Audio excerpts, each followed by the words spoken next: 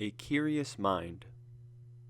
It's October 10th, 2 days before my 15th birthday. My boy Dave comes to school and tells me about this crazy ass drug he found. He asks me if I ever heard of Jimson weed seeds. I say no as he proceeds to tell me about his experience with them. He said he ingested one pod, about 100 to 200 seeds. He tells me he was on his way to his best friend's house and he walked into the neighbor's house instead without even noticing. He walked to the fridge and poured a glass of milk, then drank it. Suddenly, an old lady walks in and screams, "What the hell are you doing in my house?" He frantically runs out of her house into the right house. Then he tells me he did them the next day and did the exact same thing to the same house. Being the kind of person who will try almost anything once to find out what it does to me, I instantly was interested in trying this drug and asked what they looked like and how many I should do. He said to eat no more than one whole pod. I told two of my friends about these things and what they did to Dave. My friend Steve said he heard of them and knew where one was growing. Me, Sean, and Steve started walking toward where they were. I was a little nervous since I've never heard of this before, but was still eager to try them. We picked a single pod off and decided to get our friend Stutters, Shane, to come along. We sat there and told him about them, and he wanted to be the first to try them. So we cut open the pod and he ingested every last beet red seed, chewed and swallowed. We went back to Stutter's house and about a half hour later he slurred the words, "I feel a bit drunk," and told us to go eat some. Knowing they were for real and did get you high, we went back to the plant and raided it. We took 3 more pods and each ate one. We decided to walk downtown. About a half hour later I felt very hot and uncomfortable. I remember Steve saying he was going to go home to see his girl. Me, Sean, and Stutters were on Stutters' front porch. Stutters said he was going to be right back. Then I remember waking up on his front porch by myself and it was dark out by now. Confused, I got up and walked home. On the way, I kept looking over and seeing all my friends. I was talking to them and smoking a spliff with them. I turned again and they were gone. I got real confused as to why they kept running off on me. It made me pretty mad too. I don't remember getting home or much after that at all. My mom told me the rest. She said when I got home I looked all fucked up. She said I sat down at the computer table without a single word and started moving my hands as if I were rolling a joint, then lit it up and passed it around. I was talking to Sean and Stutters about selling these things, she said. Her and her boyfriend didn't know what to do, so she kept asking me, "What are you on?" And I would say, "Oh, nothing, Mom. I've just been smoking weed and drinking with Sean and Shane, you know. It's my birthday. We're just chilling." "No, you're not," she said. "You're on something harder."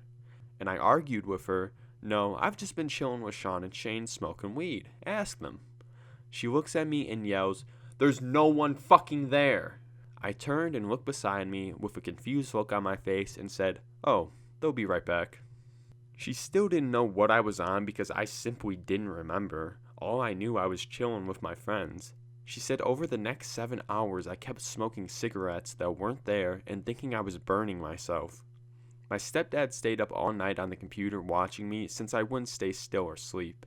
He told me at about 4 a.m. in the morning I got up off the couch and walked towards the table. It was pitch black so he couldn't see what I was doing. He said I was moving things around on the table, so he told me to sit back down on the couch, so I did. He noticed I had something in my hands, looking at it, flipping it around, and about 5 minutes later, he heard me say, "Is this the fucking lid to the butter?" So he stands up and turns on the light.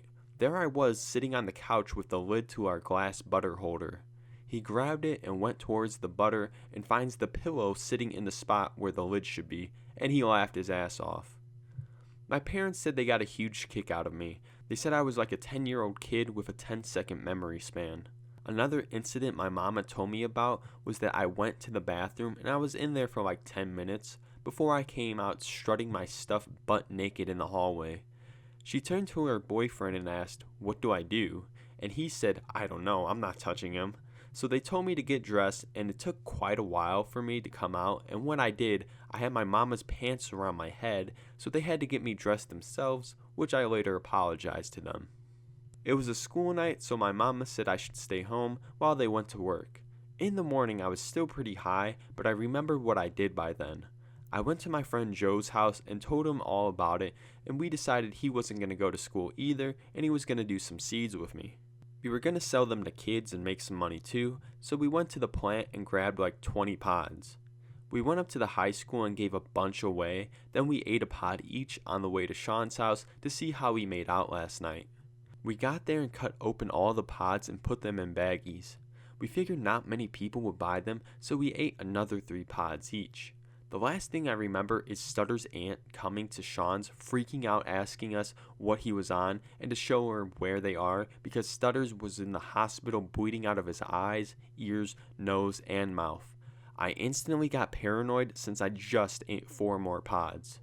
I only remember about 10% of the whole time, but Sean wanted to stay sober to see what we would do because he didn't remember the night before, which was good because we probably wouldn't be here if he did them too. He noticed Joe was tripping out because he asked Sean who the lady suntanning in his backyard was. Sean seen there was no one out there and said it was his mom's friend. His mom was coming home soon, so we walked up to Joe's house. On the way, he said he knew I was high now too because I was chewing on my shirt like it was food. He said I looked at him, and with the funniest expression on my face, I said to him with my shirt in my hands, "Sausage?" He just laughed and said, "No, it's okay, Jamie." When we got to Joe's, he was having a hard time watching us since Joe was in his house and I was all over the place. In his backyard, his basement, walking down his street. He came out back once and seen me smoking something and passing it to people who weren't there. He started playing with me a bit, asking if he could have some, and I was like, "No, you're cut, fucker." He just laughed and went back inside. When he got back in there, Joe was in his bathroom slicking his hair back with hair gel. Sean didn't say anything to him, just watched to see what he was doing. Joe got out of the bathroom and sat on his couch. He put his arm around someone who wasn't there with a stunned look on his face, and he asked, "What's going on, baby?" Sean told me he actually fell to the ground laughing. The whole time this was going on, I had 1 hit of ecstasy that I was saving for my birthday in a dime bag. Sean said he kept asking to see it to make sure I still had it. I pulled it out a few times and showed him, then he said to me one time I pulled out the baggie and it was empty. He started getting paranoid and kept saying, "Where's the pill? Where is it?" I had no idea what he was talking about, and we still don't know to this day if I ate it or not. About 5 hours of babysitting us, he was getting frustrated and decided to bring me home. He told my mom Shane was in the hospital, and she and him brought me there. Joe's dad came home and found him talking to a telephone pole. My mama told Joe's dad to bring him there too.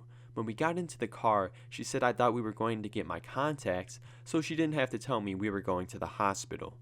When we got there, it was around the time when the SARS were going around, so we had to get asked all these questions. The nurse asking my mom the questions had no idea I was all fucked up. I grabbed at all the bottles that were on the desk, and I was trying to drink one of them. My mama tried to grab it from me saying it was the nurse's, and I held it tight yelling, "No it's not, I just made this fucking juice." There were people staring at me by this time, and the nurse fetches a doctor.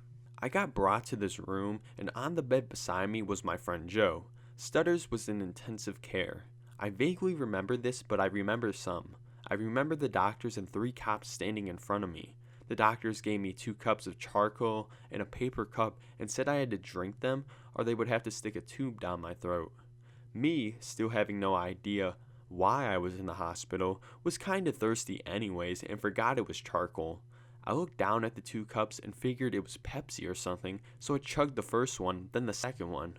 Instantly, I felt a sandy feeling in my throat and was disgusted. Then came 8 cups of see-through liquid, and the cop says I have to drink them too. Still mad they found me pop with sand in it, I refused. I lied back in my chair and tried to look at my friend Joe, but the curtain was in the way.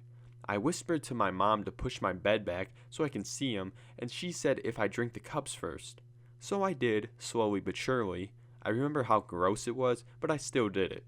They had a clip clipped to my finger, and I kept moving my finger towards my other hand. My mama would hold it back and say no, and I was just like, I just want to see it, just for a second. So she let me. I was moving my finger slowly towards my hand, then in a fast motion I grabbed it and ripped it off. They put the clip back on and I kept trying. Finally I gave up and whispered to my mama again.